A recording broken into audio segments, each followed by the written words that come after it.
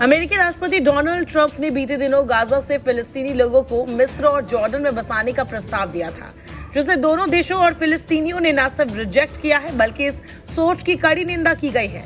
दरअसल ट्रंप ने बीते शनिवार को कहा था कि वो मिस्र और जॉर्डन के नेताओं से ये अनुरोध करेंगे कि वो गाजा के अब लगभग बेघर हो चुके लोगों को अपने देशों में बसाने के लिए तैयार हो, ताकि हम उस पूरे इलाके को साफ कर सके। उन्होंने ये भी कहा था कि ये पुनर्वास शॉर्ट टर्म या लॉन्ग टर्म हो सकता है। ट्रंप ने गाजा को विनाश स्थल यानी कि डेमोलिशन साइट बताते हुए कहा कि वहां इस समय बड़ी तबाही मची हुई है। उन्होंने ये भी कहा कि वो कुछ अरब देशों के साथ मिलकर वहां घर बनाने का प्रयास करेंगे ताकि लोग शांति से रह सके। हालांकि फिलिस्तीनी प्राधिकरण और हमास ने इस प्रस्ताव की कड़ी आलोचना की है।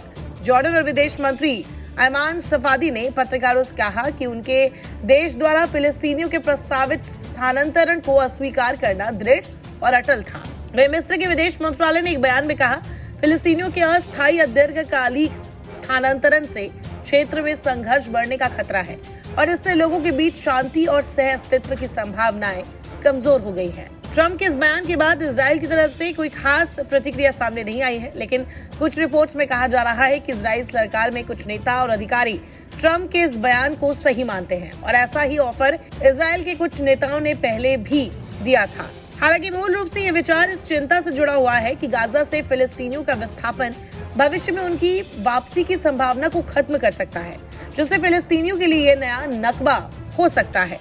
दरअसल 1948 में इजराइल के निर्माण के आसपास की जंग के दौरान और उससे पहले लगभग 7 लाख फिलिस्तीनी, जो उस समय की जनसंख्या का अधिकांश हिस्सा थे, अपने घरों से भाग गए या उन्हें निकाल दिया गया। इस घटना को फिलिस्तीनी नकबा के रूप में याद करते हैं, जिसका अरबी में मतलब है आपदा। ये घटना फिलिस्तीनी इतिहास में गहरी पीड़ा और निराशा का प्रतीक बन चुकी है, क्योंकि इससे न केवल उनकी जमीन से विस्थापन का कारण बना, बल्कि उनकी पहचान और उनके अधिकारों के लिए एक लंबी लड़ाई की शुरुआत भी की। 1967 के मध्य पूर्व युद्ध में जब इजराइल ने वेस्ट बैंक और गाजा पट्टी पर कब्जा कर लिया तो 3 लाख से ज्यादा फिलिस्तीनी भाग गए, जिनमें से ज्यादातर जॉर्डन में चले गए।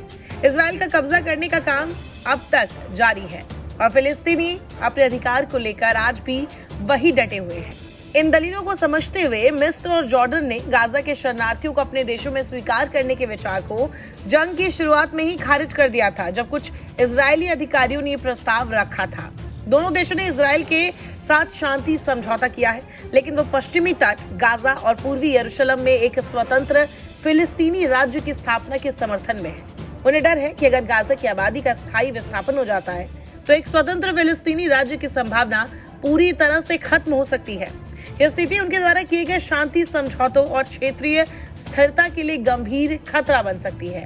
अपनी भूमि पर दृढ़ता से टिके रहना फिलिस्तीनी संस्कृति का केंद्र रहा है और रविवार को गाजा में इसका स्पष्ट प्रदर्शन हुआ, जब हजारों लोगों ने क्षेत्र के सबसे अधिक नष्ट हुए हिस्से में वापसी की।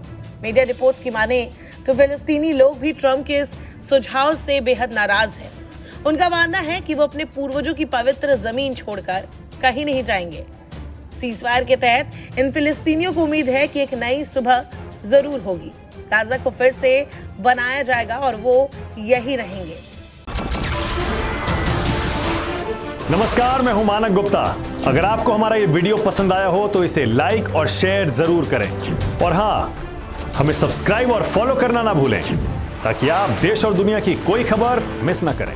तो जुड़े रहिए हमारे साथ और देखते रहिए न्यूज़ 24।